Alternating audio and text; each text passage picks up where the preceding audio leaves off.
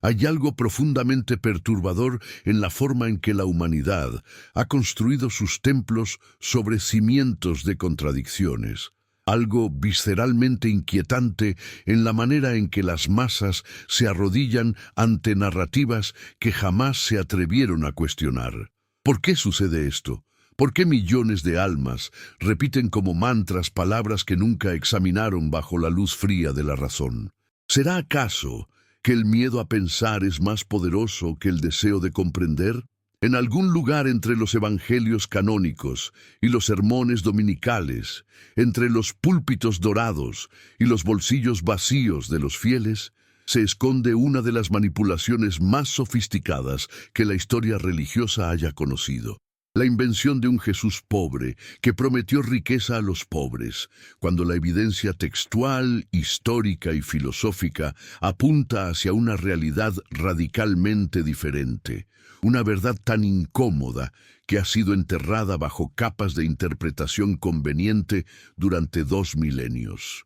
Baruch Spinoza, el hereje de Ámsterdam, el judío excomulgado que se atrevió a mirar donde otros cerraron los ojos, ya lo intuyó en el siglo XVII cuando escribió su Tratado Teológico Político. La religión organizada no es un camino hacia la verdad, sino un instrumento de control, y los textos sagrados no son revelaciones divinas, sino documentos humanos. Demasiado humanos, escritos con agendas políticas, económicas y de poder. La pregunta que debe hacerse quien busca comprender no es si Jesús existió o no existió, porque esa es una discusión que los apologetas han convertido en un campo minado de falacias circulares, sino qué tipo de vida llevó el personaje histórico que inspiró los relatos evangélicos y, más importante aún, ¿qué tipo de mensaje predicó realmente antes de que sus palabras fueran filtradas, editadas, reinterpretadas y finalmente canonizadas por instituciones con intereses muy claros en construir una narrativa específica? ¿Acaso no resulta sospechoso que una figura que supuestamente nació en un pesebre y predicó la renuncia a las riquezas materiales haya sido seguido por un grupo de discípulos que incluía a hombres de negocios, cobradores de impuestos con acceso a recursos considerables, mujeres acaudaladas que financiaban su ministerio, y que él mismo viviera una vida que en nada se parecía a la de los verdaderos pobres de su época? Los evangelios, cuando se leen sin los lentes de la devoción ciega, cuando se analizan como documentos históricos sujetos a escrutinio crítico, revelan algo inquietante. Jesús no vivió como un mendigo, no durmió en las calles, no pasó hambre ni sed, no vistió harapos, ni caminó descalzo por elección ascética. El relato de su entrada triunfal en Jerusalén, montado en un asno, que la tradición ha romantizado como símbolo de humildad, era en realidad una proclamación real, porque en la cultura judía del primer siglo, montar un asno no era señal de pobreza, sino de realeza en tiempos de paz, mientras que el caballo se reservaba para tiempos de guerra. ¿Por qué entonces la Iglesia transformó este gesto político en un símbolo de mansedumbre? ¿Por qué convirtió a un líder carismático que desafió el poder del templo en un mendigo celestial que prometía compensación póstuma a los desposeídos? La respuesta, según el análisis espinosista, es devastadoramente simple. Porque una religión que promete riqueza futura a cambio de sumisión presente es el instrumento de control más efectivo que las élites pueden diseñar. Spinoza entendió que los profetas no eran mensajeros de un Dios trascendente, sino hombres imaginativos, que interpretaban sus propias experiencias psicológicas como revelaciones divinas, y que las instituciones religiosas posteriormente codificaban estas experiencias en sistemas de creencias que servían para gobernar a las masas mediante la esperanza y el temor. Los textos evangélicos, cuando se examinan cuidadosamente, están llenos de indicios que contradicen la narrativa de pobreza que la tradición eclesiástica ha construido alrededor de Jesús. En el Evangelio de Lucas se menciona explícitamente que Juana, esposa de Chuza, el administrador de Herodes, junto con Susana y otras mujeres que habían sido sanadas, proveían para Jesús y sus discípulos de sus propios recursos. ¿Qué significa esto? Significa que el movimiento de Jesús tenía patrocinadores ricos, que había una estructura financiera que sostenía su ministerio itinerante, que no dependía de la caridad diaria, sino de fondos organizados. En el Evangelio de Juan, cuando María de Betania unge los pies de Jesús con un perfume de nardo puro que costaba el equivalente al salario de un año de trabajo, y Judas Iscariote protesta diciendo que ese dinero debería haberse dado a los pobres, la respuesta de Jesús es reveladora. A los pobres siempre los tendréis con vosotros, pero a mí no siempre me tendréis. ¿Es esta la respuesta de alguien cuya misión central era la liberación económica de los desposeídos?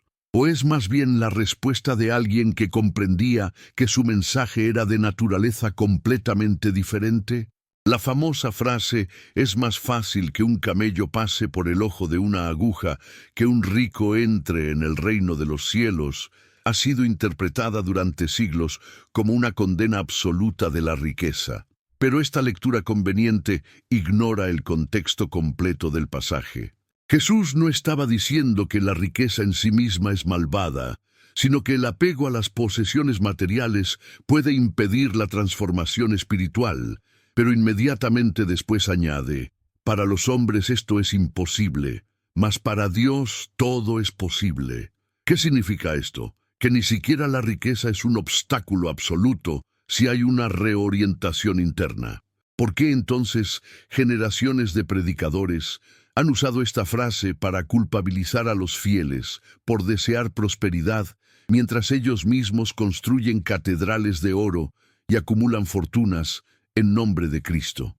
Spinoza habría identificado esto inmediatamente como lo que es: una estrategia de dominación que opera mediante la inversión de valores, convirtiendo la renuncia a la riqueza terrenal en virtud suprema para los creyentes, mientras las instituciones religiosas acumulan poder económico sin límite. El Jesús histórico, si nos atenemos a los textos sin la mediación de 2000 años de teología, no predicó contra la riqueza, sino contra la hipocresía de los líderes religiosos que usaban la religión para enriquecerse mientras explotaban a los vulnerables.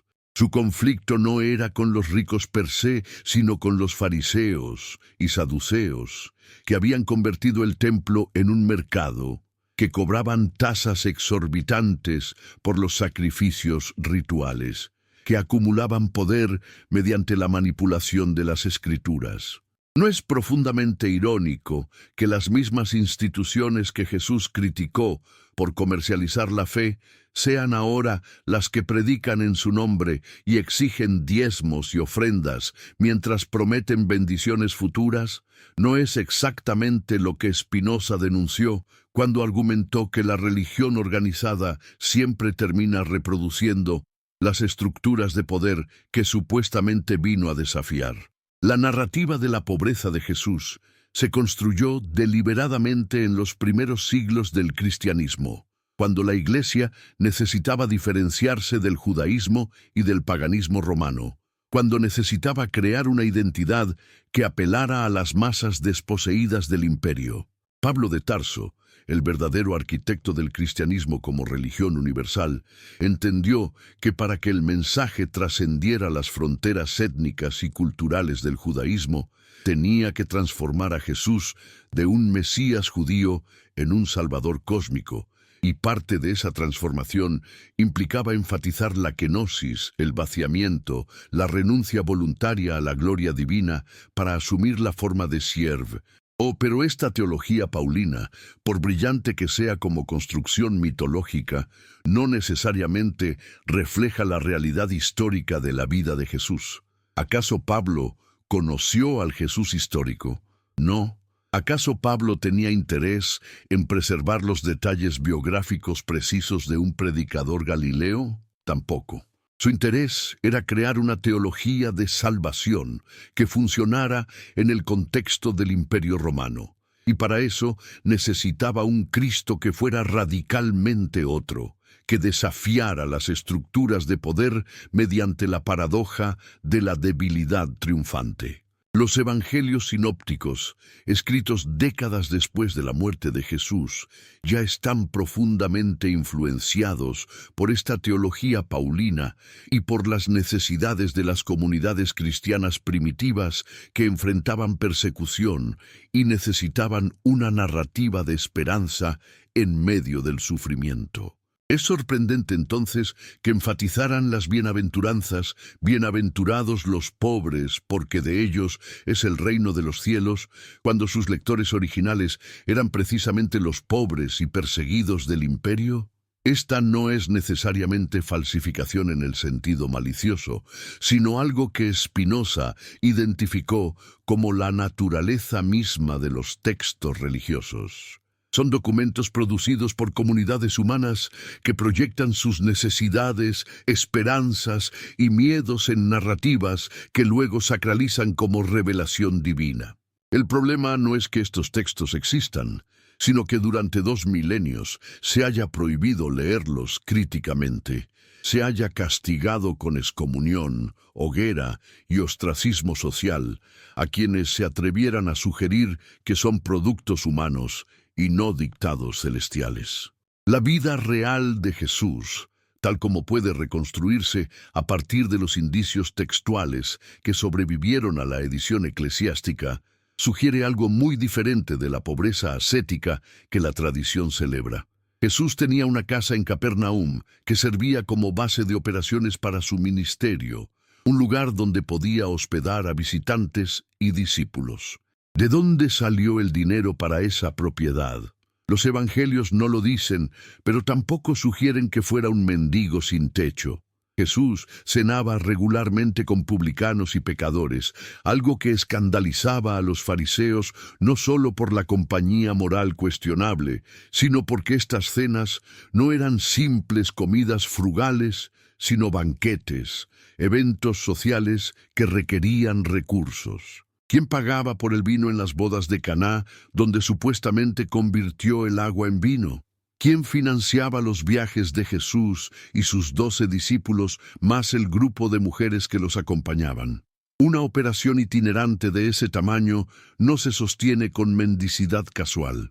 Más revelador aún es el detalle de que Judas Iscariote era el tesorero del grupo, lo cual implica que había suficiente dinero como para requerir a alguien que lo administrara.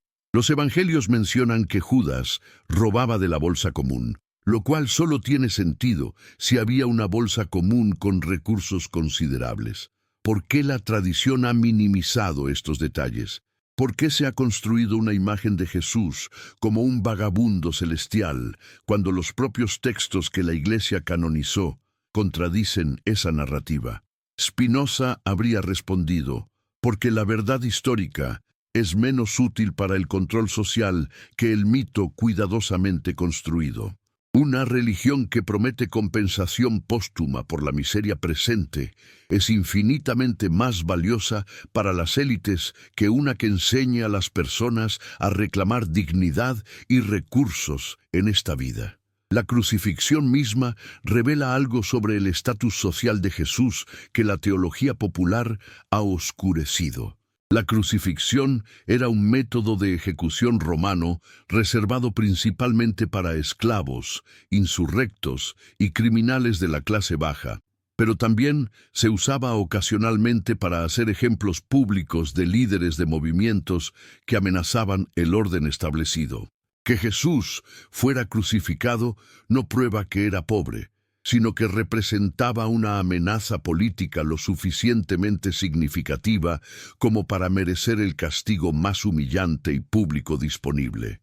Los verdaderos pobres del Imperio Romano, los indigentes y mendigos, no eran crucificados porque no representaban amenaza alguna para el poder. ¿Por qué entonces Poncio Pilato se tomó el tiempo para interrogar personalmente a Jesús? ¿Por qué el sumo sacerdote y el Sanedrín consideraron necesario orquestar su arresto nocturno? Estas acciones solo tienen sentido si Jesús tenía suficiente influencia, suficientes seguidores, suficiente capacidad de movilización como para ser percibido como peligroso. El título Rey de los Judíos, que fue colocado en la cruz, según los evangelios, no era solo una burla romana, sino un reconocimiento de que Jesús había sido ejecutado por pretensiones políticas, no por ser un predicador callejero inofensivo. ¿Qué rey puede ser pobre? ¿Qué pretendiente al trono davídico podía ser un mendigo sin recursos ni seguidores? La lógica misma de la acusación desmiente la narrativa de pobreza. Si Jesús hubiera sido verdaderamente un indigente sin influencia, los romanos lo habrían ignorado. Los líderes del templo no habrían perdido tiempo en conspirar contra él, y la historia nunca habría escuchado su nombre. Pero Jesús murió ejecutado como se ejecuta a los que desafían el orden establecido. Y ese simple hecho histórico dice más sobre su vida real que 1000 sermones sobre pobreza voluntaria. Ahora bien, ¿qué sucedió después de su muerte? Aquí es donde la construcción mitológica alcanza su forma más sofisticada y donde el análisis espinosista se vuelve devastadoramente relevante. Las comunidades cristianas primitivas, enfrentando la realidad brutal de que su Mesías había sido ejecutado como un criminal común, necesitaban reinterpretar ese fracaso aparente como victoria cósmica. La teología de la resurrección no surgió inmediatamente, sino que se desarrolló gradualmente, con testimonios cada vez más elaborados que transformaban un evento traumático en el eje central de una nueva religión. Pablo, escribiendo apenas 2 décadas después de la crucifixión, habla de la resurrección, pero no menciona la tumba vacía ni las apariciones detalladas que los evangelios posteriores describirán. ¿Por qué? Porque esos detalles narrativos se fueron añadiendo conforme la tradición oral se cristalizaba en texto escrito, y las comunidades necesitaban respuestas más concretas a las preguntas de los escépticos. Spinoza argumentó que los milagros reportados en las Escrituras no son eventos sobrenaturales, sino malinterpretaciones de fenómenos naturales o exageraciones narrativas con propósitos teológicos. ¿Es la resurrección de Jesús una excepción a este principio? Para Spinoza no podía serlo, porque aceptar un solo milagro genuino sería admitir que Dios interviene arbitrariamente en la naturaleza, lo cual contradice el concepto espinosista de Deus sive natura, Dios o naturaleza, donde lo divino y lo natural son una misma cosa operando según leyes necesarias e inmutables. Si la resurrección no fue un evento sobrenatural, ¿qué fue entonces? Spinoza no respondió directamente esta pregunta porque su tratado teológico-político se enfocó en el Antiguo Testamento. Pero su metodología crítica aplicada al Nuevo Testamento sugiere que la resurrección fue una experiencia psicológica de los discípulos, una visión colectiva impulsada por el duelo, la expectativa mesiánica y la necesidad de encontrar significado en la tragedia, que luego se OBJ. Etivó en narrativa histórica mediante el proceso natural de mitologización que acompaña a todos los movimientos religiosos en sus etapas formativas. Pero dejemos por un momento la cuestión de la resurrección y volvamos al núcleo de nuestra investigación. ¿Qué predicó realmente Jesús sobre la riqueza y la pobreza? Cuando se leen los evangelios sin los filtros de la tradición eclesiástica, emerge un patrón interesante. Jesús no condenó la riqueza en sí misma, sino la idolatría de la riqueza, la mamón, el dinero como Dios que compite con el verdadero Dios por la lealtad del corazón humano. No podéis servir a Dios y a las riquezas, dice en el Sermón del Monte, pero esta es una afirmación sobre prioridades internas, no una prohibición externa de poseer recursos.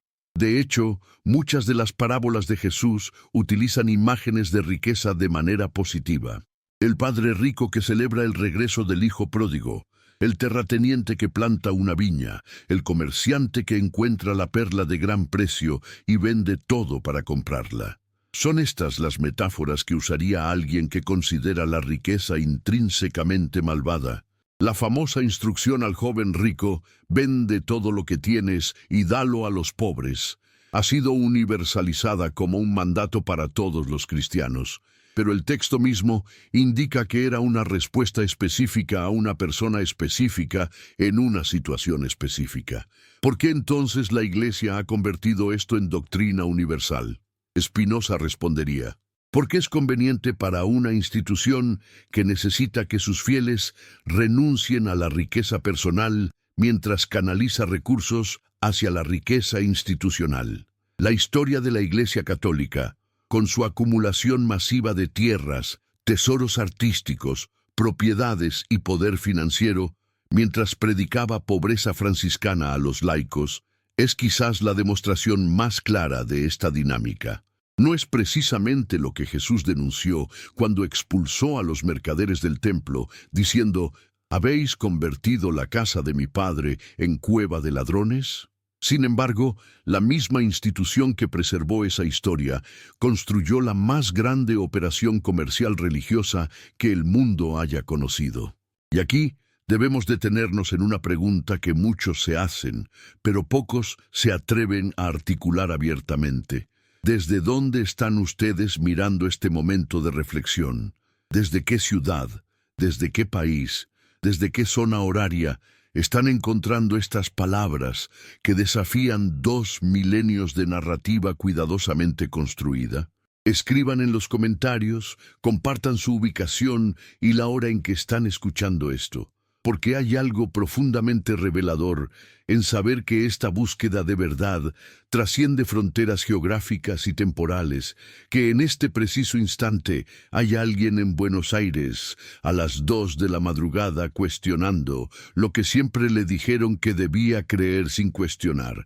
Hay alguien en Madrid a las 6 de la tarde enfrentando la incomodidad de descubrir que las certezas de su infancia eran construcciones humanas. Hay alguien en Ciudad de México a la hora del almuerzo dándose cuenta de que el miedo siempre fue más útil que la verdad para mantener el control. Y si estas palabras resuenan en ustedes, si sienten que están tocando algo que siempre supieron pero nunca se atrevieron a pensar, compartan esto con un amigo cercano, con alguien que también merece liberarse de las cadenas doradas de la fe no examinada. Y envíenle este mensaje con el deseo de que su familia reciba bendiciones no de un Dios antropomórfico en el cielo, sino de la verdad que libera. Porque como dijo Jesús mismo, según el Evangelio de Juan, conoceréis la verdad, y la verdad os hará libres. Spinoza fue excomulgado de la comunidad judía de Ámsterdam en 1656 con un cherem, un decreto de expulsión, de una severidad sin precedentes. ¿Por qué? Porque se atrevió a aplicar la razón a textos que se suponía debían aceptarse por fe, porque cuestionó la autoría mosaica del Pentateuco, porque argumentó que los profetas no eran portavoces de una divinidad trascendente, sino hombres con imaginaciones vívidas, interpretando sus propias experiencias psicológicas como revelaciones divinas. Si Spinoza viviera hoy y aplicara la misma metodología crítica al Nuevo Testamento, ¿qué descubriría sobre Jesús y la pobreza? Descubriría exactamente lo que estamos descubriendo aquí, que la narrativa de un Jesús pobre que prometió riqueza celestial a los desposeídos es una construcción teológica posterior útil para instituciones que necesitan creyentes dóciles que acepten la miseria presente a cambio de promesas de compensación futura. La estrategia es brillante en su simplicidad. Convence a las masas de que la pobreza es virtuosa, de que los últimos serán los primeros, de que es más fácil que un camello pase por el ojo de una aguja que un rico entre en el reino. Y simultáneamente asegúrate de que la institución que predica estos valores acumule riqueza sin límite. Es el doble vínculo perfecto, la disonancia cognitiva institucionalizada como doctrina sagrada. Y cuando alguien señala la contradicción, cuando alguien pregunta por qué el Vaticano posee tesoros invaluables mientras predica renuncia a la riqueza, la respuesta es siempre la misma. No entiendes la teología, no comprendes los misterios de la fe, estás siendo influenciado por el enemigo. Pero ¿qué tal si la verdadera falta de entendimiento está en aceptar sin cuestionar? ¿Qué tal si el verdadero misterio no es cómo reconciliar la contradicción, sino por qué generaciones enteras se han negado a reconocerla? Los pastores modernos, especialmente en el movimiento de la teología de la prosperidad, han llevado esta contradicción a su conclusión lógica absurda. Ahora predican abiertamente que Dios quiere que los fieles sean ricos, que la fe genuina se manifiesta en bendiciones materiales, que sembrar semillas financieras en el ministerio del pastor generará cosechas de abundancia. ¿Es esto mejor o peor que la teología tradicional de pobreza virtuosa? Spinoza diría que ambas son igualmente erróneas, porque ambas parten de la premisa falsa de que existe un Dios personal que recompensa o castiga, que escucha oraciones y altera el curso de la naturaleza según consideraciones morales humanas. El Dios de Spinoza no es un juez celestial distribuyendo riqueza o pobreza según el mérito espiritual, sino la sustancia infinita, la naturaleza misma, operando según leyes necesarias, indiferente a las súplicas y manipulaciones humanas. ¿Por qué entonces tanta gente se aferra a la idea de un Dios que promete recompensas? ¿Por qué la humanidad prefiere la fantasía de un Padre Celestial que eventualmente corregirá todas las injusticias a la realidad desnuda de un universo indiferente donde cada quien debe crear su propio significado? Spinoza entendió que el miedo a la muerte y el deseo de propósito cósmico son tan poderosos que la mayoría de las personas preferirá vivir en ilusiones reconfortantes que enfrentar la verdad liberadora, pero aterradora de su propia insignificancia cósmica. Y las instituciones religiosas, consciente o inconscientemente, han explotado este miedo durante milenios, ofreciendo certezas manufacturadas a cambio de sumisión intelectual y económica. Pero volvamos al Jesús histórico. Los estudiosos del Jesús histórico, utilizando métodos críticos que Spinoza habría aprobado, han identificado varios criterios para discernir qué enseñanzas probablemente se originaron con Jesús y cuáles fueron añadidas por las comunidades posteriores. Uno de estos criterios es la incomodidad. Si una enseñanza o evento narrado habría sido embarazoso para la comunidad cristiana primitiva, es más probable que sea históricamente auténtico porque no había incentivo para inventarlo. El bautismo de Jesús por Juan el Bautista cumple este criterio, porque implica que Jesús estaba subordinado a Juan, lo cual era teológicamente problemático. ¿Qué otros elementos incómodos sobrevivieron en los evangelios? La acusación de que Jesús era comilón y bebedor de vino, que tenía fama de asociarse con publicanos y pecadores, que su familia pensaba que había perdido la razón, que fue traicionado por uno de sus discípulos más cercanos. Estos detalles no fueron inventados por una comunidad que intentaba crear un Salvador perfecto, sino que son probablemente fragmentos de memoria histórica genuina que sobrevivieron a pesar de ser incómodos.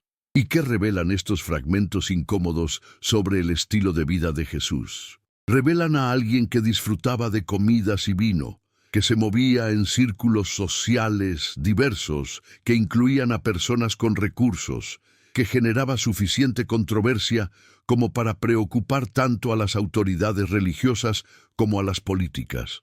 Este no es el perfil de un asceta mendicante, sino de un carismático líder de movimiento con acceso a redes sociales y recursos. ¿Por qué entonces la tradición eclesiástica ha borrado sistemáticamente estos aspectos de su persona?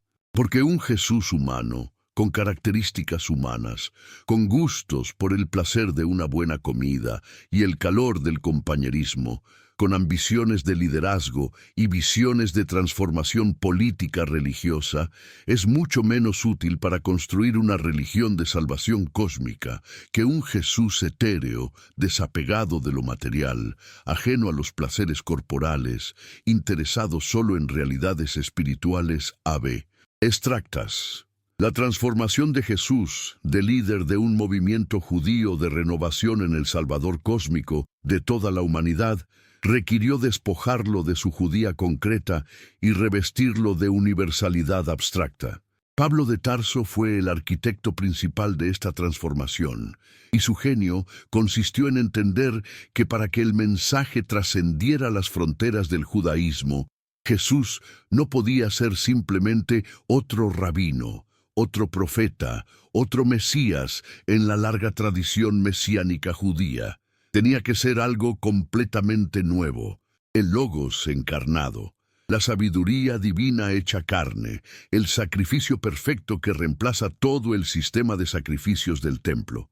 Y para que esta cristología funcione, el Jesús histórico tenía que desaparecer detrás del Cristo de la fe. Pero ¿qué se pierde en esta transformación? Se pierde precisamente la humanidad de Jesús, su contexto histórico específico, sus características personales, su mensaje original antes de que fuera universalizado y abstraído. Parte 2. La segunda parte de nuestra exploración nos lleva más profundamente al corazón del conflicto entre fe y razón, entre la narrativa construida y la realidad histórica, entre lo que nos han enseñado a creer y lo que los textos mismos revelan cuando se leen sin los filtros de la doctrina establecida. Aquí es donde Spinoza emerge no solo como filósofo, sino como figura profética, como alguien que vio con claridad meridiana lo que otros se negaban a ver y que pagó el precio de esa claridad con el exilio, la pobreza y el olvido deliberado de las instituciones que temían su lucidez. ¿Por qué la verdad es tan amenazante? ¿Por qué un hombre que simplemente aplicó la razón a textos religiosos tuvo que ser expulsado, maldecido, borrado de la memoria de su comunidad como si nunca hubiera existido? ¿Qué es lo que realmente protegen las instituciones religiosas cuando silencian a los pensadores críticos? ¿Protegen a Dios, que supuestamente es omnipotente y no necesita protección humana? ¿O protegen su propio poder, sus propias narrativas, sus propios privilegios económicos y sociales construidos sobre el edificio de la fe no cuestionada?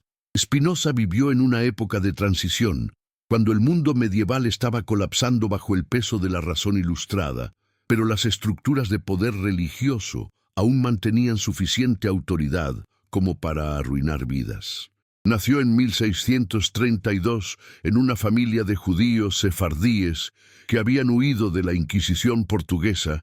Creció en la próspera comunidad judía de Ámsterdam, que disfrutaba de libertades religiosas inéditas en Europa, y recibió una educación tradicional en las escrituras hebreas. Pero algo en su mente inquieta no podía aceptar las respuestas tradicionales a las preguntas fundamentales. Cuando preguntó cómo sabemos que Moisés escribió el Pentateuco, cuando el mismo texto describe la muerte de Moisés, sus maestros le dijeron que no cuestionara los misterios de la tradición. Cuando señaló contradicciones y anacronismos en los textos bíblicos, le advirtieron que la duda es la puerta por donde entra el mal. Cuando sugirió que Dios no puede ser un ser antropomórfico que se arrepiente, se enoja y cambia de opinión, porque eso contradiría la perfección divina, lo acusaron de herejía. ¿Qué debía hacer Spinoza? ¿Silenciar su intelecto para mantener la paz con la comunidad? ¿Fingir creencias que ya no podía sostener honestamente? ¿Vivir en la disonancia cognitiva permanente entre lo que sabía era verdad y lo que se esperaba que profesara, eligió el camino más difícil: la honestidad intelectual absoluta, el compromiso radical con la verdad sin importar el costo. Y el costo fue brutal. El 27 de julio de 1656, la comunidad judía de Ámsterdam pronunció contra él un cherem de tal severidad que su texto mismo aterroriza: que sea maldito de día y maldito de noche, maldito cuando se acueste y maldito cuando se levante, maldito cuando salga y maldito cuando entre, que el Señor no lo perdone, que la ira y el celo del Señor ardan contra ese hombre y traigan sobre él todas las maldiciones escritas en el libro de la ley, que el Señor borre su nombre de debajo del cielo. ¿Por qué tanta vehemencia? ¿Por qué tanto miedo a las ideas de un joven de 23 años? Porque las ideas son más peligrosas que las espadas, porque una pregunta honesta puede derribar estructuras de creencias que generaciones construyeron, porque la verdad, una vez vista, no puede ser desvista. Spinoza pasó el resto de su vida en relativo aislamiento, ganándose la vida puliendo lentes ópticas, una ocupación metafóricamente perfecta para alguien dedicado a clarificar la visión de la humanidad.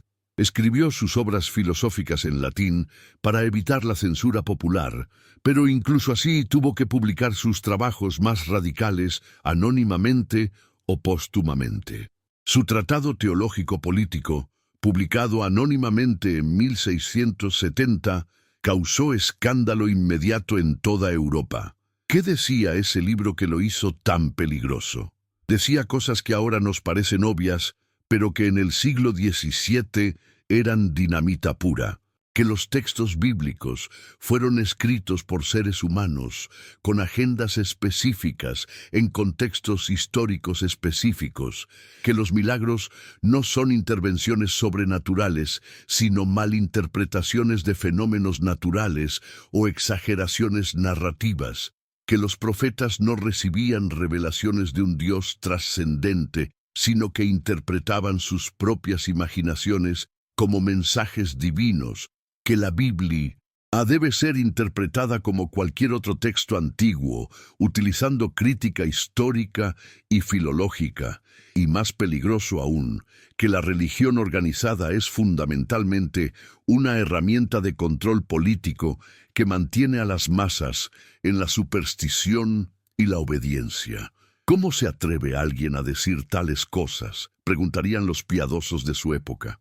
¿Cómo se atreve a profanar lo sagrado, a reducir la palabra de Dios a mero documento humano, a sugerir que los grandes profetas eran simplemente hombres imaginativos? Pero Spinoza respondería: ¿cómo se atreven ustedes a no cuestionar? ¿Cómo se atreven a aceptar sin examen crítico afirmaciones extraordinarias sobre la base de la autoridad de textos escritos hace miles de años por personas cuyos contextos, motivaciones y procesos de pensamiento desconocemos? ¿No es más honesto admitir que no sabemos qué pretender, que sabemos lo que no podemos saber? Esta honestidad intelectual, esta negativa a pretender certeza donde solo hay probabilidad o posibilidad, es lo que hace a Spinoza no solo un filósofo, sino un modelo de integridad intelectual que la humanidad aún no ha alcanzado plenamente. Apliquemos ahora la metodología spinozista al Nuevo Testamento y específicamente a las enseñanzas de Jesús sobre la riqueza. Primero, debemos reconocer que no tenemos acceso directo a las palabras de Jesús. Lo que tenemos son textos escritos décadas después de su muerte, en griego, por personas que probablemente nunca lo conocieron personalmente, basándose en tradiciones orales que habían circulado y evolucionado durante generaciones. Estos textos fueron luego copiados a mano durante siglos antes de la imprenta, con errores de transcripción inevitables, ediciones deliberadas y armonizaciones entre diferentes versiones. Finalmente, fueron canonizados en el siglo IV por concilios eclesiásticos que decidieron cuáles evangelios eran auténticos y cuáles eran apócrifos, basándose en criterios teológicos y políticos, no necesariamente históricos. ¿Qué sobrevive después de toda esta filtración? Una versión editada, teológicamente tendenciosa, de lo que posiblemente Jesús dijo y hizo, mezclada con elaboraciones posteriores que reflejan las necesidades de las comunidades cristianas primitivas. Segundo, debemos aplicar el criterio de disimilitud. Las enseñanzas que son distintas, tanto del judaísmo contemporáneo como del cristianismo primitivo, tienen mayor probabilidad de ser auténticas porque no había incentivo para inventarlas. Usando este criterio, algunas enseñanzas sobre la riqueza probablemente se remontan al Jesús histórico. La parábola del rico y Lázaro, la advertencia sobre servir a dos señores, la instrucción de no acumular tesoros en la tierra.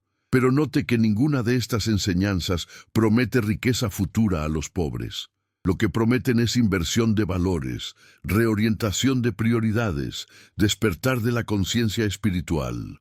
La interpretación de que Jesús prometió compensación económica póstuma es una lectura posterior, impuesta sobre los textos por comunidades que necesitaban consuelo ante la realidad brutal de que la parusía, el regreso esperado de Cristo, no estaba sucediendo como anticipaban. Tercero, debemos examinar el contexto socioeconómico de la Palestina del primer siglo. Jesús vivió en una sociedad profundamente estratificada, donde aproximadamente el 2 o 3% de la población controlaba la vasta mayoría de la riqueza, donde el Templo de Jerusalén funcionaba como el principal centro económico, además de religioso, donde los impuestos romanos se sumaban a los diezmos del templo para crear una carga aplastante sobre los campesinos y artesanos.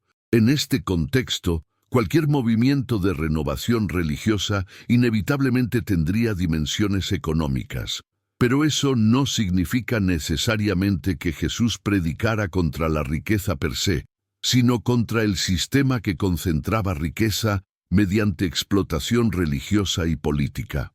Su conflicto con los líderes del templo no era porque fueran ricos, sino porque usaban la religión para enriquecerse mientras explotaban a los vulnerables. Cuarto, debemos distinguir entre las enseñanzas de Jesús y la teología paulina. Pablo, escribiendo antes que los evangelios, ya estaba desarrollando una teología de kenosis, de vaciamiento, donde Cristo renuncia a su gloria divina para asumir la forma de siervo. Esta teología sirvió a los propósitos de Pablo de crear una religión universal que desafiara las jerarquías del Imperio Romano mediante la inversión paradójica de valores, donde la debilidad es fuerza y la pobreza es riqueza espiritual. Pero esta es teología paulina, no necesariamente reflejo del mensaje original de Jesús. ¿Acaso Jesús se veía a sí mismo como divinidad encarnada que se vació de gloria?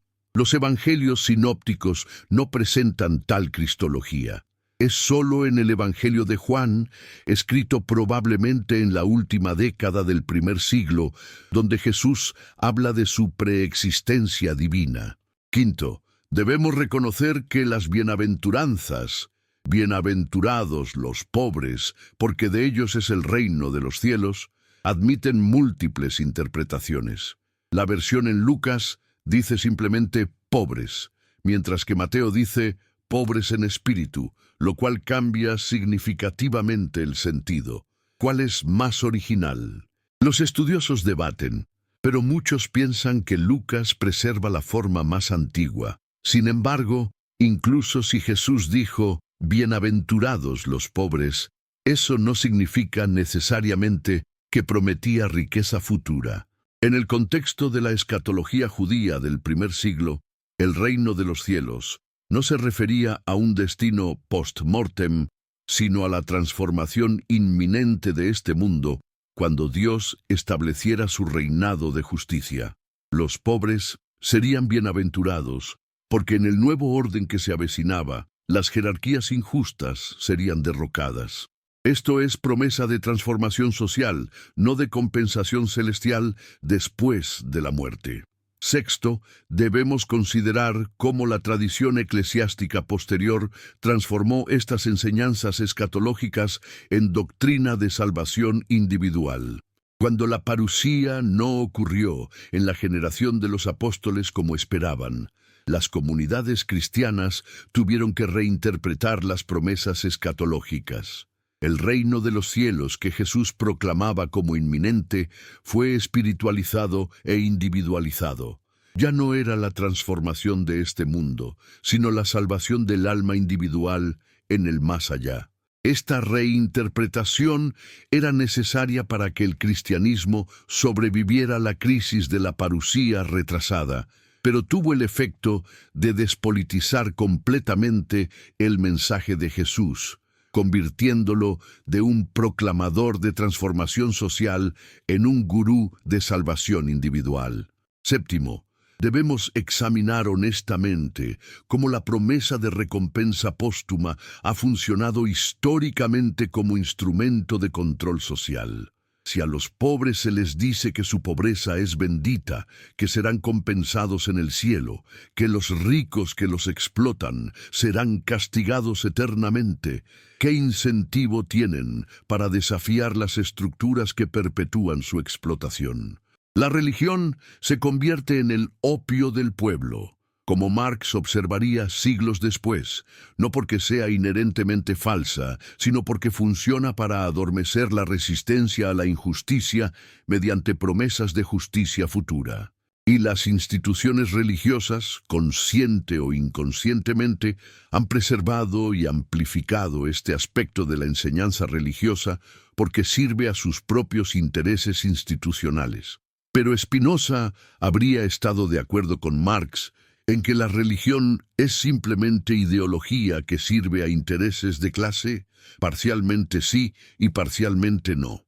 Spinoza reconocía que la religión organizada funciona como instrumento de control, pero no creía que toda religiosidad fuera falsa conciencia.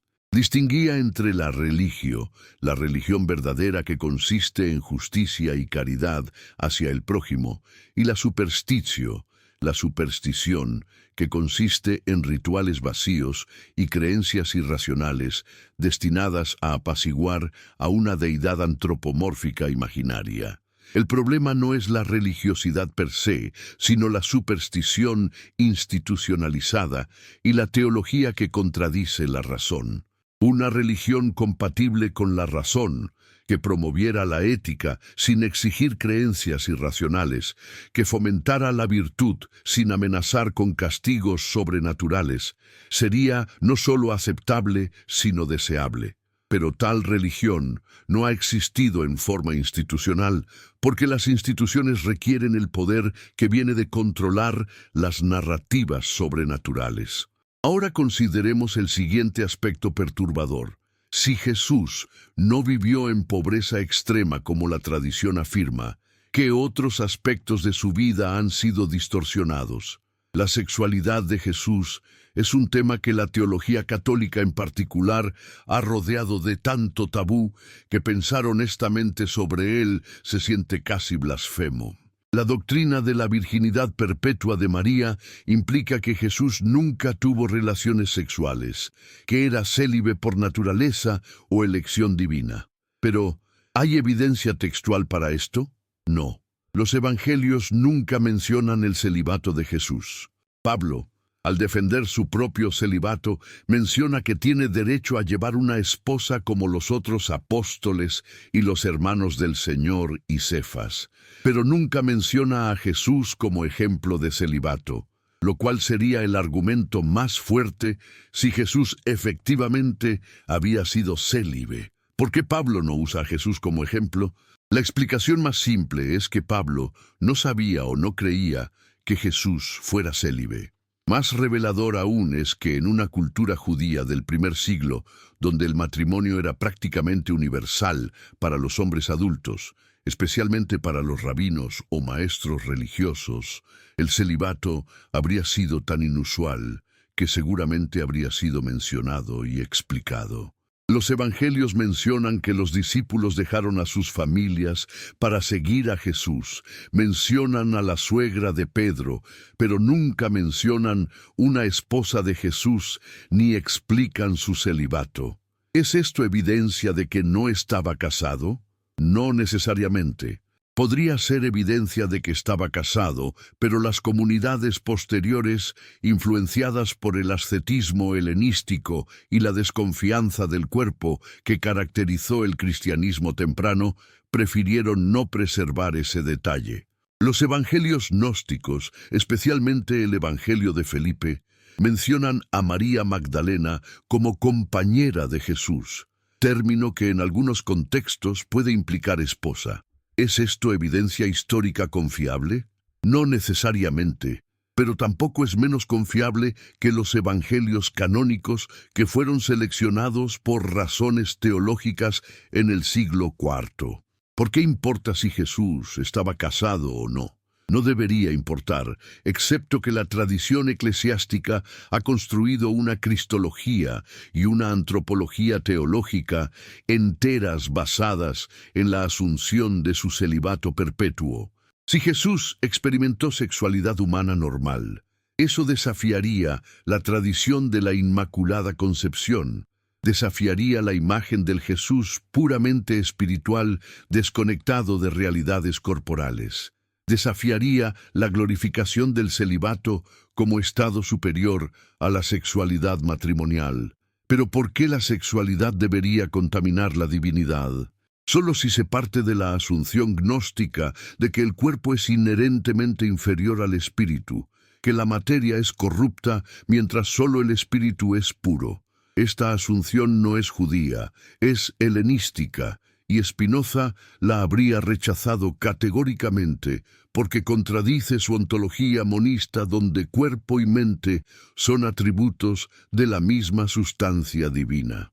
Volvamos al tema central, Jesús y la riqueza. Los textos evangélicos preservan una tensión fascinante entre, por un lado, enseñanzas que critican el apego a la riqueza y, por otro, una vida que no se caracterizó por pobreza mendicante. ¿Cómo reconciliar esta tensión? Una posibilidad es que Jesús distinguía entre poseer recursos y ser poseído por ellos, entre usar la riqueza y servir a la riqueza, entre el desapego interno y la renuncia externa. Muchas tradiciones espirituales hacen esta distinción. Puedes tener posesiones mientras no te identifiques con ellas. Puedes disfrutar de comodidades mientras no dependas de ellas para tu sentido de valor. Esta interpretación es compatible tanto con las enseñanzas textuales como con el estilo de vida que los evangelios inadvertidamente revelan. Otra posibilidad es que diferentes grupos dentro del movimiento de Jesús tenían diferentes prácticas.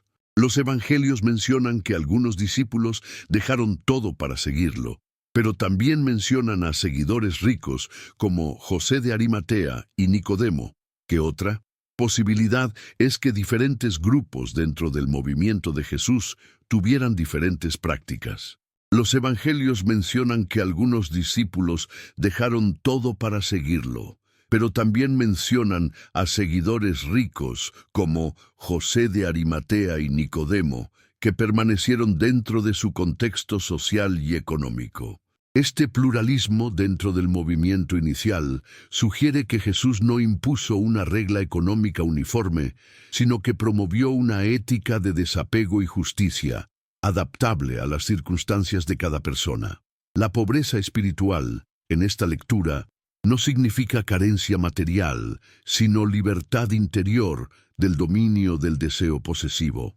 Pero la Iglesia, con su tendencia histórica a institucionalizar carismas individuales, estandarizó esta enseñanza, transformando lo que era libertad interior en norma externa.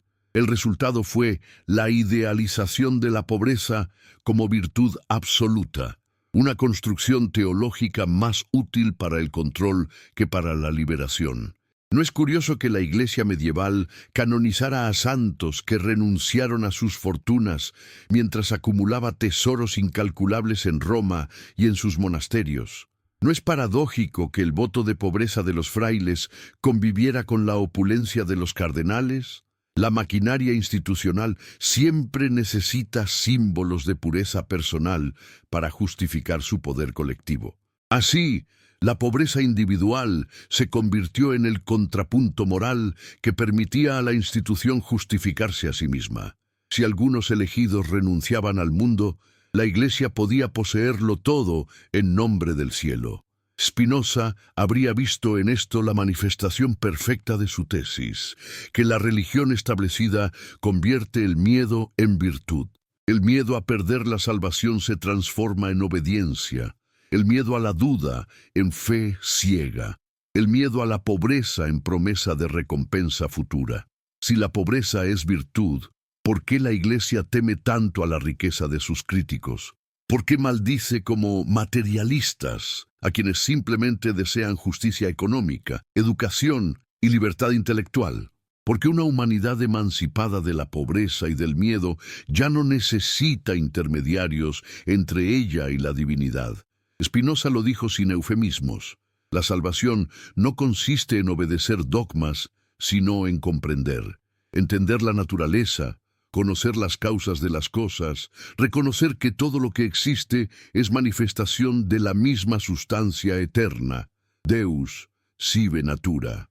En esa comprensión no hay espacio para milagros arbitrarios ni castigos póstumos, porque la divinidad ya está presente en cada cosa. Y si Dios está en todo, si Dios es todo, ¿para qué templos, sacerdotes, diezmos o jerarquías?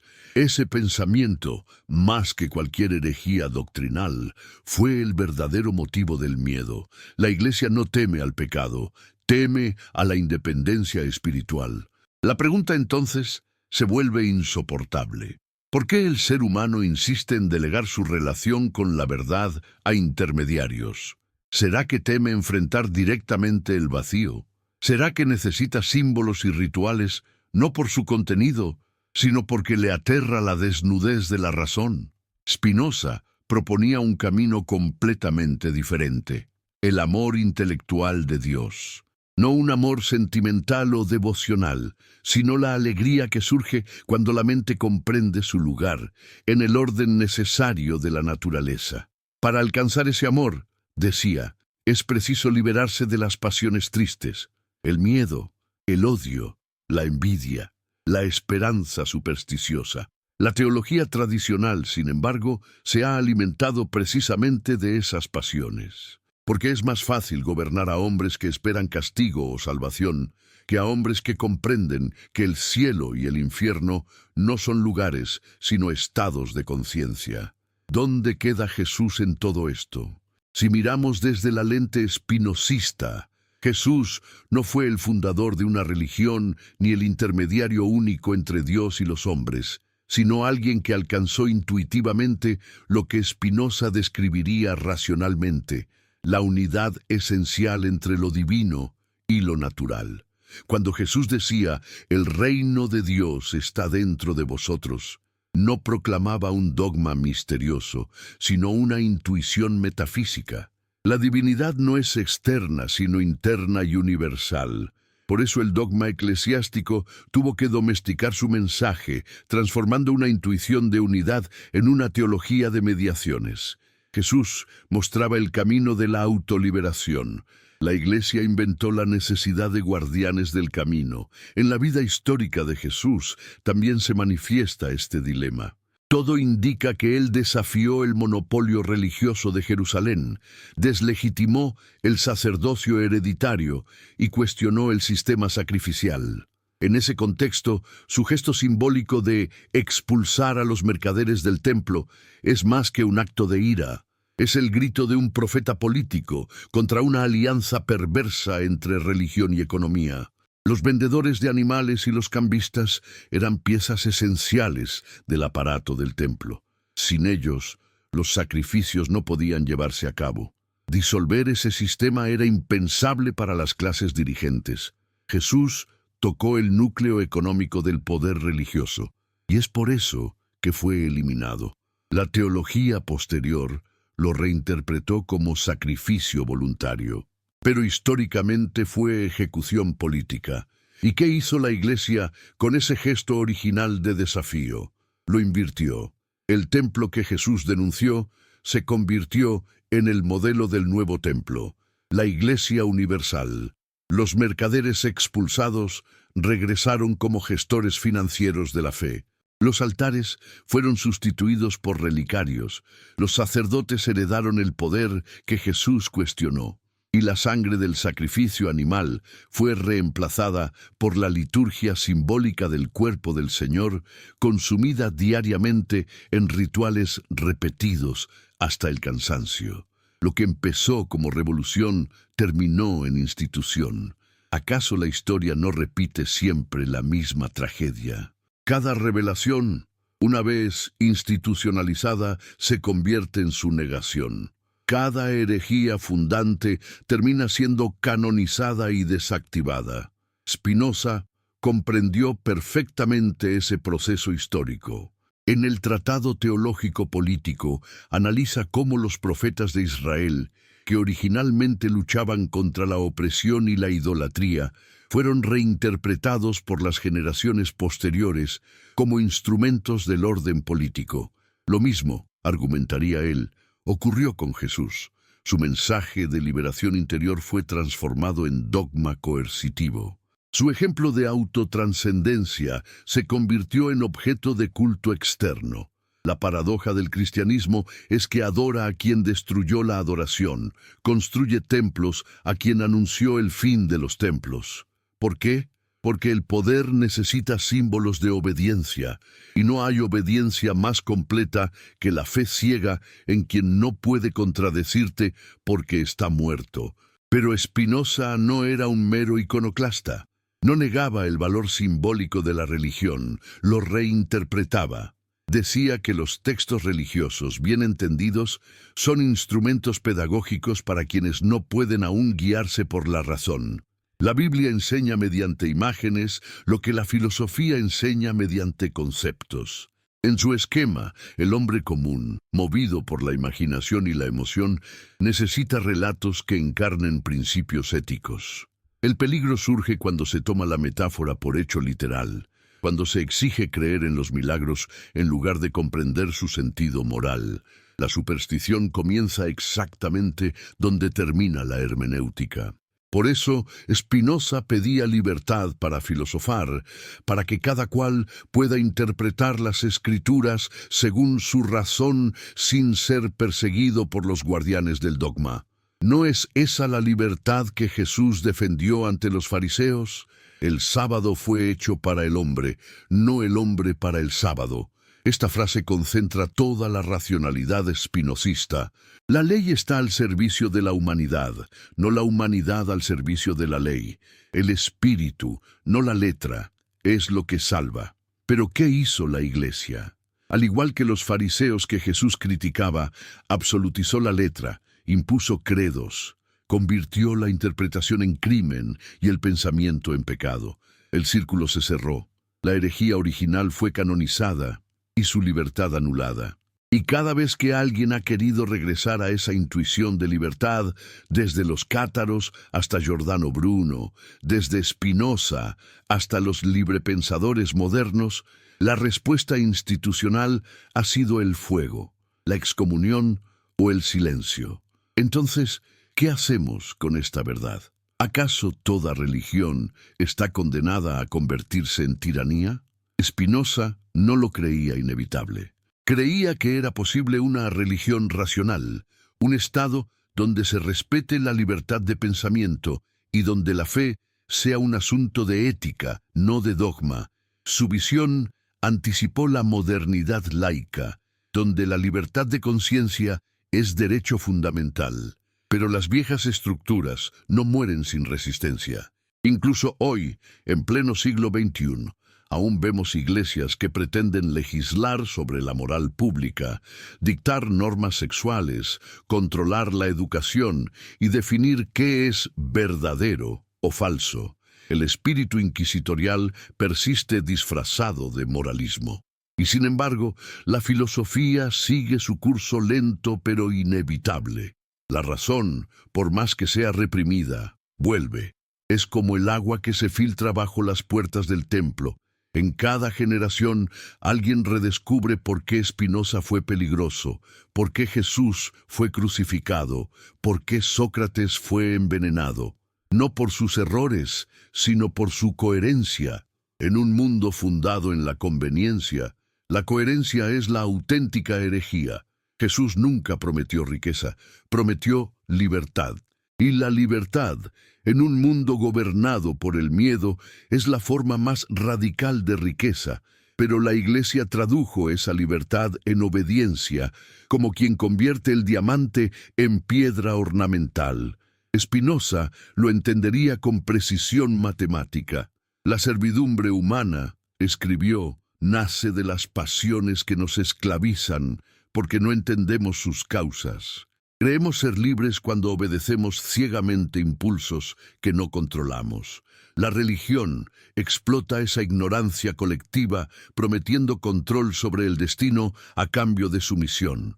Si rezas lo suficiente, si contribuyes, si crees, entonces los dioses o las estructuras te recompensarán. Es el mercado aplicando su lógica a la salvación. Pero ¿qué sucede cuando un individuo deja de necesitar recompensa? Cuando ama al bien por el bien mismo, cuando actúa desde la comprensión en vez del miedo. Entonces, dice Spinoza, alcanza la libertad. Esa libertad no puede institucionalizarse, ni enseñarse mediante dogma, ni comprarse con indulgencias. Surge solo de la experiencia de pensar por uno mismo. Y esa experiencia, en el fondo, es la que Jesús también encarnó. Pensar por uno mismo, incluso si todos los sabios del templo te llaman blasfemo. En esa actitud está la verdadera santidad. No en creer, sino en comprender a pesar de las consecuencias. La herejía, por tanto, es la forma más alta de fidelidad. Porque el verdadero fiel no se somete a los hombres, sino a la verdad misma, cueste lo que cueste. Spinoza fue hereje por amor a la verdad. Jesús fue hereje por amor al reino. Ambos fueron expulsados de sus comunidades. Ambos fueron malinterpretados. Ambos fueron convertidos después en iconos por los mismos sistemas que los traicionaron. ¿No es esta la ironía más perfecta de la historia? Que las instituciones crucifican a los profetas y después los canonizan para validar su poder. ¿No lo vemos repetirse una y otra vez? ¿No es ese el ciclo eterno del pensamiento humano? Descubrimiento, condena, rehabilitación, olvido. Mientras tanto, el pueblo sigue escuchando sermones sobre pobreza y resignación. Pero el mensaje que podría liberarlos está oculto en el mismo texto que los esclaviza. El reino de Dios está dentro de vosotros. ¿Cuántos siglos tomará comprender que estas palabras anulan toda mediación? Tal vez ningún milagro sea tan necesario hoy como ese despertar interior. No el milagro sobrenatural que suspende las leyes de la naturaleza, sino el milagro racional que suspende las cadenas del miedo. Y mientras lees o escuchas estas palabras, detente un momento. Pregúntate, ¿desde dónde me habita esta reflexión? ¿Desde qué rincón del planeta la escucho resonar? ¿Qué hora es allí donde estás? Escribe en los comentarios de este video tu ciudad, tu país, la hora exacta en que estas ideas te alcanzan. Porque en ese simple acto de compartir el lugar y la hora de tu escucha, ocurre algo simbólicamente poderoso. Demostramos que el pensamiento está vivo, que la razón respira simultáneamente en miles de mentes distribuidas por el mundo. Nadie tiene monopolio sobre la verdad. Y si estas palabras te tocan, si despiertan algo dormido, no las guardes. Compártelas con alguien cercano, no como proselitismo, sino como bendición. La bendición de pensar libremente, la bendición de desear que la verdad alcance también a su familia y traiga paz a su espíritu. Porque compartir una idea verdadera, decía Spinoza, no disminuye su poder, sino que lo aumenta. La razón no es competencia, sino contagio luminoso. Cuando una mente se aclara, ilumina a otra. Y cuando muchas mentes se iluminan simultáneamente, las instituciones basadas en el miedo comienzan a temblar. Ese temblor, esa grieta en el edificio del dogma, es el verdadero temblor sagrado. Así llega Spinoza a su conclusión suprema: que Dios no es un ser que concede recompensas a los pobres ni castiga a los ricos, sino la totalidad misma de lo que existe. En ese orden eterno no hay privilegiados ni malditos, solo grados de comprensión. El sabio no es quien posee más, sino quien entiende más. Por eso, en la ética espinosista, la bienaventuranza no es salario ni promesa, sino estado presente de claridad. La salvación no está diferida a la otra vida, es la conciencia misma que se conoce eterna en su causa. ¿Qué podría temer quien comprende así? Ni la pobreza ni la muerte tienen poder sobre quien ha entendido que todo lo que es expresión de la misma sustancia infinita. Y sin embargo, seguimos construyendo templos, seguimos haciendo murallas para encerrar lo infinito. Seguimos repitiendo oraciones sin entender su sentido. ¿Por qué? Porque la libertad asusta. Porque preferimos el consuelo del símbolo al vértigo de la realidad. Porque el niño que fuimos necesita un padre en el cielo que vigile, premie y castigue. Spinoza, con su serenidad inmensa, nos invita a crecer, a abandonar la infancia teológica y abrazar la madurez de la razón. Pero esa madurez duele. Implica asumir responsabilidad por el sentido de nuestra existencia. Nadie vendrá a salvarnos. Debemos salvarnos comprendiendo. La misma humanidad que adoró a Jesús por prometer liberación, lo traicionó por temer la libertad. La Iglesia que proclamó «La verdad os hará libres», hizo de la verdad un dogma obligatorio. ¿Y nosotros nos atreveremos a pensar hasta las últimas consecuencias? ¿O repetiremos las palabras como ecos vacíos, confortables, impotentes? Spinoza no ofreció respuestas fáciles, solo un método: mirar con claridad, sin miedo, sin esperanza vana, con amor intelectual. Y aunque lo expulsaron, aunque intentaron borrar su nombre, su pensamiento sobrevivió porque pertenece a lo eterno, a la parte de la mente humana que no puede ser destruida. En cada siglo vuelve a nacer el espíritu espinosista, en quien cuestiona lo que todos repiten, en quien busca la verdad en lugar del consuelo. Tal vez por eso su influencia, silenciosa pero firme, se siente en la ciencia moderna, en la política democrática, en la crítica bíblica y en esa forma de espiritualidad sin superstición que empieza a germinar en la conciencia contemporánea. Jesús fue el símbolo, Spinoza la realización racional del mismo principio. Ambos afirmaron, de modos distintos, que Dios no es objeto de miedo, que conocer a Dios es conocer la realidad misma, y que el amor más puro no se dirige hacia un ser imaginario, sino hacia la verdad que sostiene el existir. Pero la pregunta persiste, como un eco en el fondo del alma colectiva. ¿Por qué la humanidad teme tanto a la verdad? ¿Por qué prefiere los mitos cómodos a la claridad lúcida? ¿Qué perderíamos si aceptáramos que Jesús no fue pobre ni prometió riquezas, sino otra cosa infinitamente más radical? La liberación de la servidumbre de la ignorancia. Tal vez perderíamos el consuelo de la ilusión, pero ganaríamos la dignidad de la comprensión. Y quizás solo entonces podríamos decir con absoluta honestidad: somos libres.